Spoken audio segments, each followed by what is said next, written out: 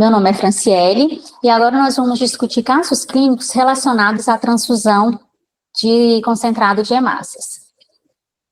Então, o primeiro caso clínico é um atendimento no pronto-socorro de um homem de 25 anos com diagnóstico de anemia falciforme e queixando de falta de ar, febre e dor. O paciente apresentava hipoxemia.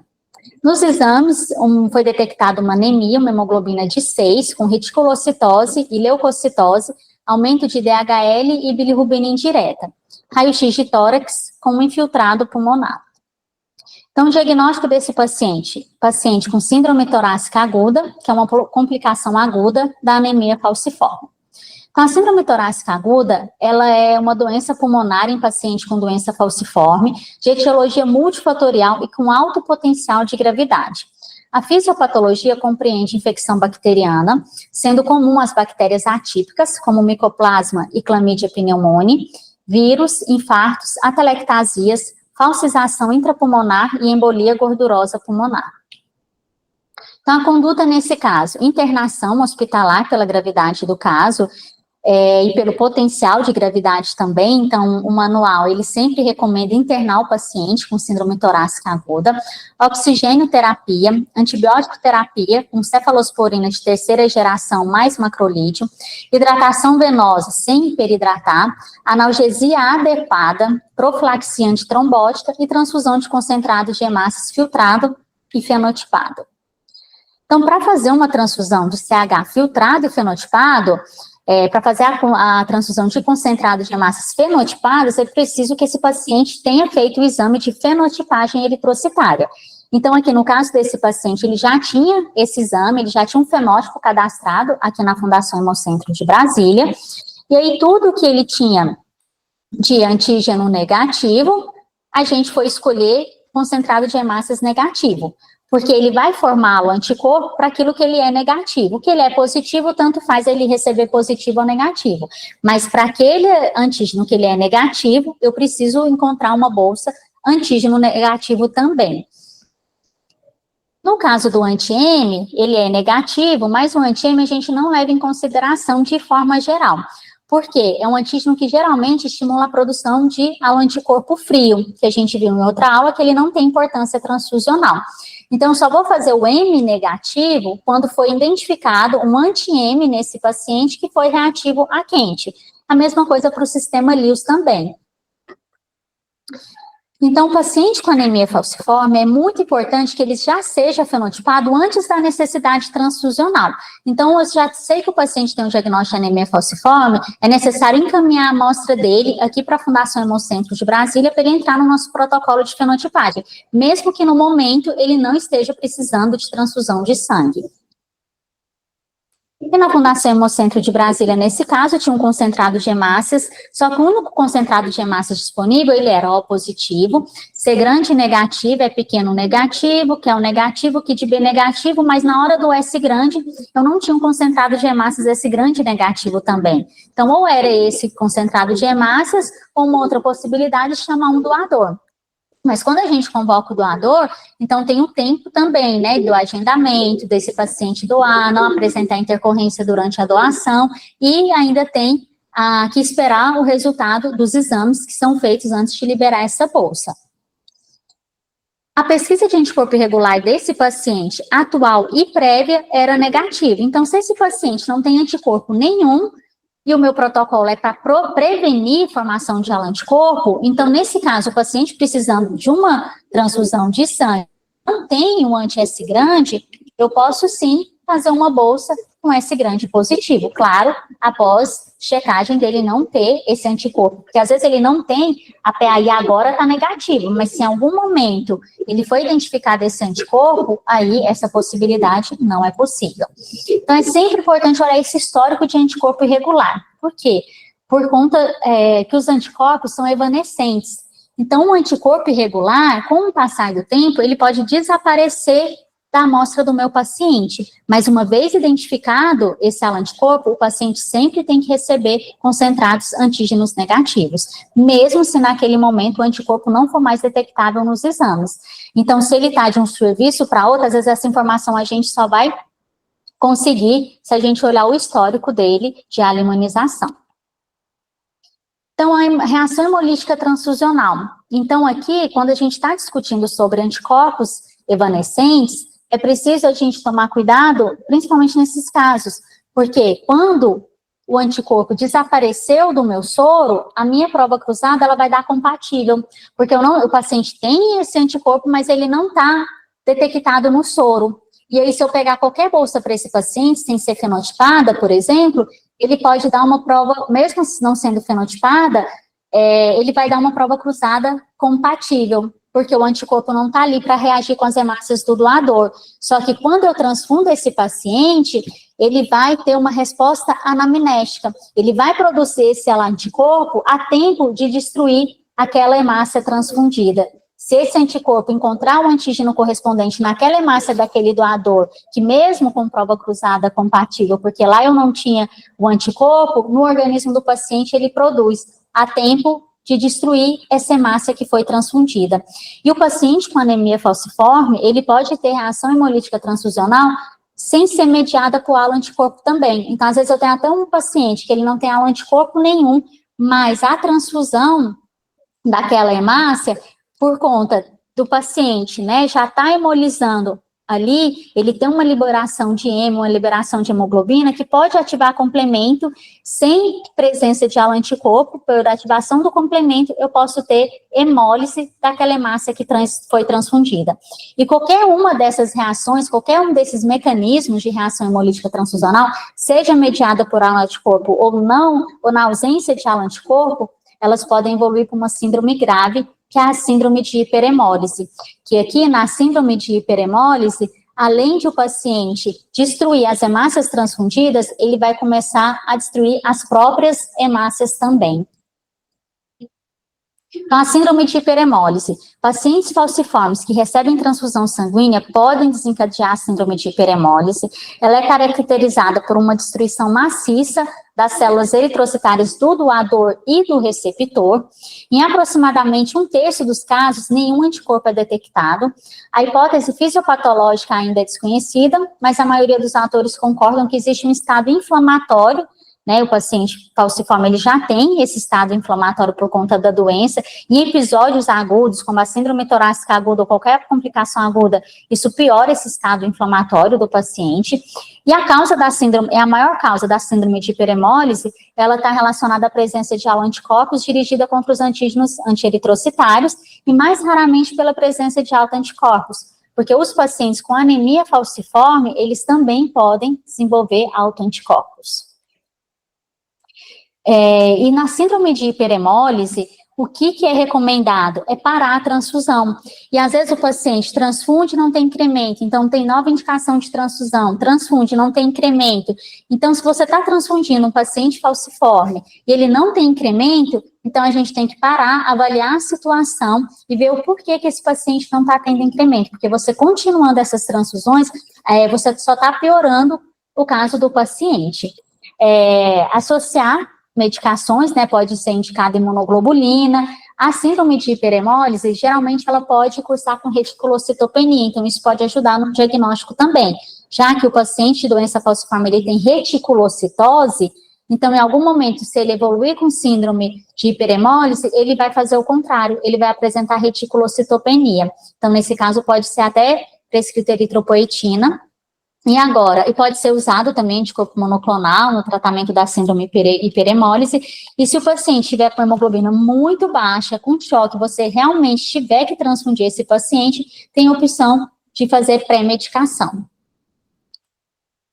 Então, a transfusão do nosso paciente, né, voltando para o caso do nosso paciente. Então, eu tinha esse CH disponível, ele foi escolhido, só que na hora que foi instalar o CH, foi verificado que o paciente estava com febre.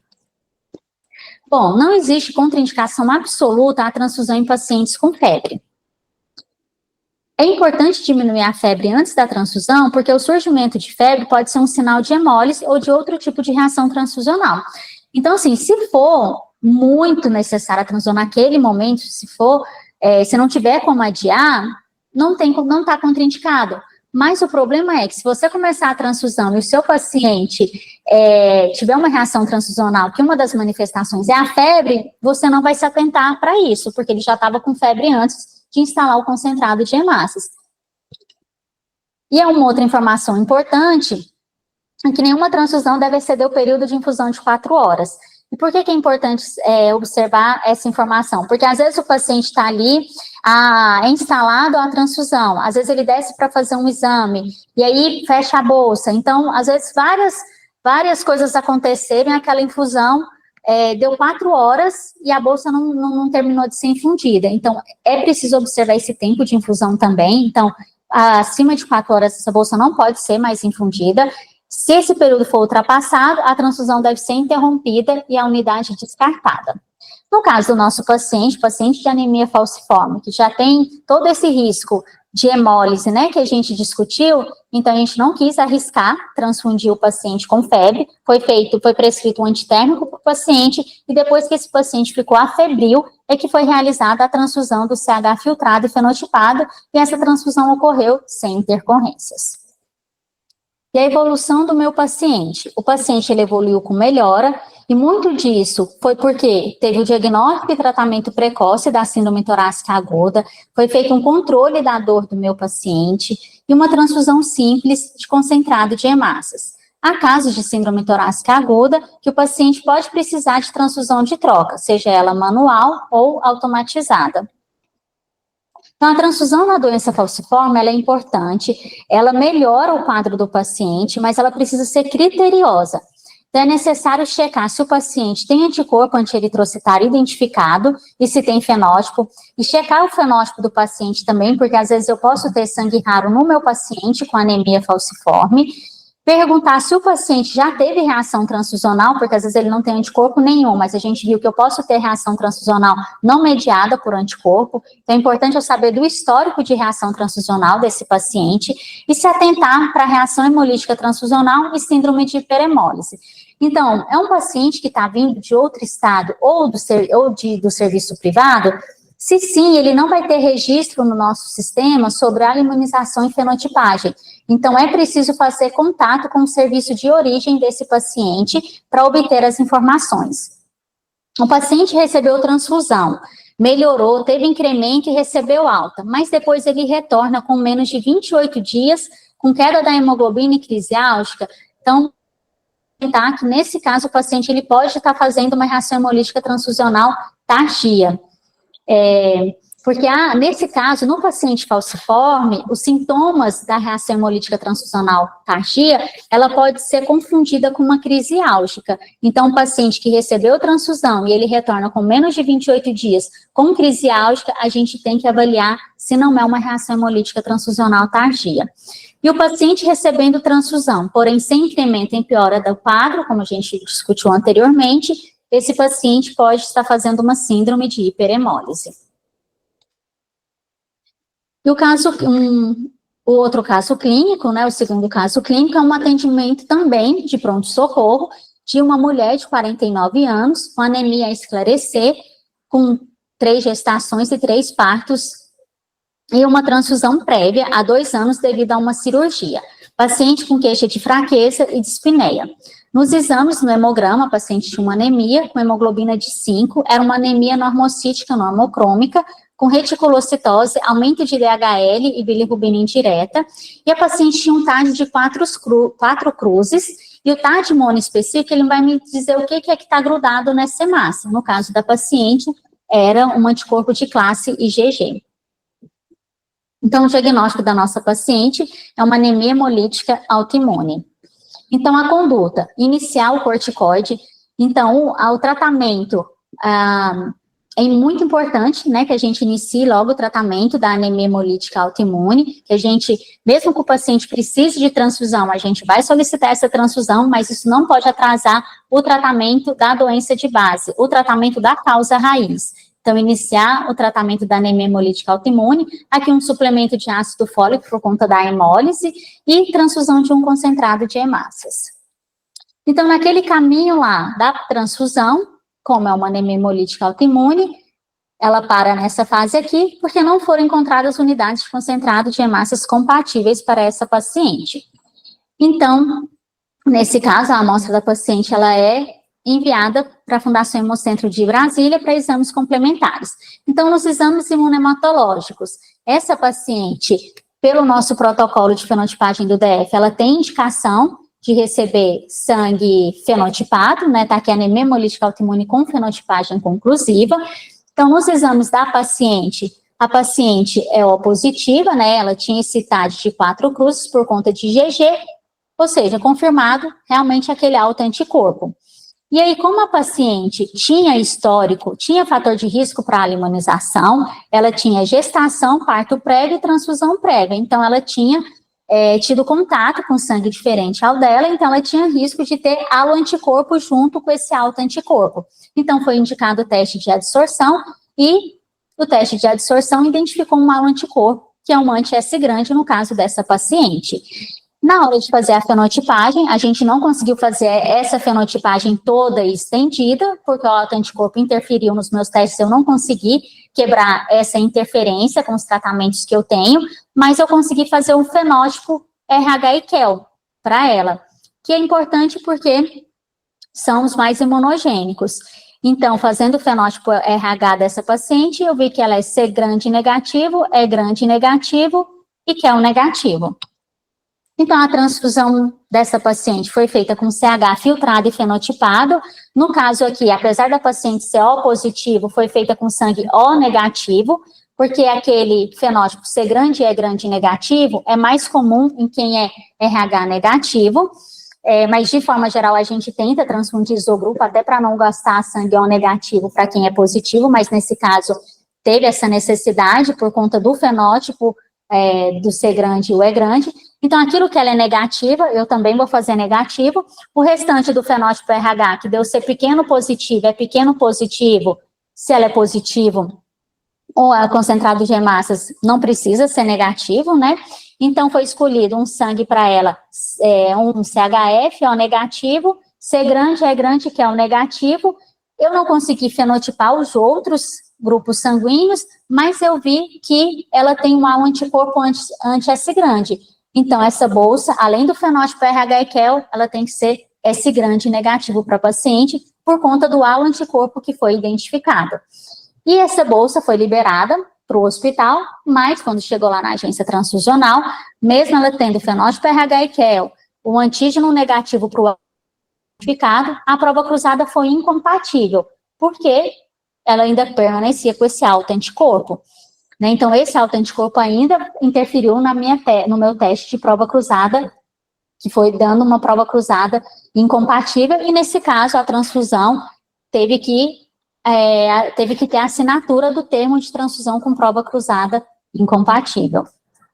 Agora, a importância de fazer esses exames aqui é que, pelo menos sabendo que mesmo a prova cruzada incompatível, eu sei que essa incompatibilidade aqui, afastando esses anticorpos, é mais por conta do alto anticorpo. A transfusão da minha paciente, ela foi realizada em 2 alíquotas. O hemograma, após a primeira alíquota, apresentou incremento na hemoglobina, então foi realizada a transfusão da segunda alíquota sem intercorrências. A paciente apresentou melhora dos sintomas após a transfusão e foi internada aos cuidados da equipe da hematologia, porque ela precisava investigar também a causa da anemia hemolítica autoimune, acompanhar a resposta ao corticoide, para ver, né, às vezes, será que seria necessário associar outros medicamentos, imunoglobulina, rituximab, será que ela ia evoluir bem, ia precisar de mais transfusão de concentrado de hemácias, ou será que nesse tempo o corticoide já ia fazer efeito, né? E depois, no caso, a paciente não precisou de nenhuma outras medicações, e aí ela recebeu alta para o desmame do corticoide ambulatorial.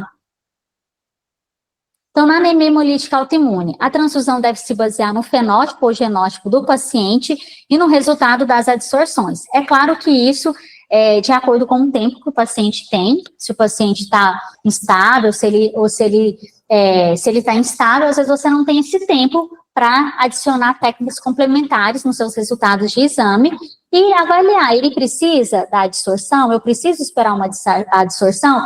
No caso da nossa paciente, sim, e ela tinha esse tempo para esperar, ela estava estável, mas eu posso ter pacientes do sexo masculino, né, então não tem histórico de gestação, parto ou aborto, e que nunca transfundiu, então ele não precisa fazer o teste de adsorção, não preciso atrasar para esperar um exame que ele não tem indicação de ser feito.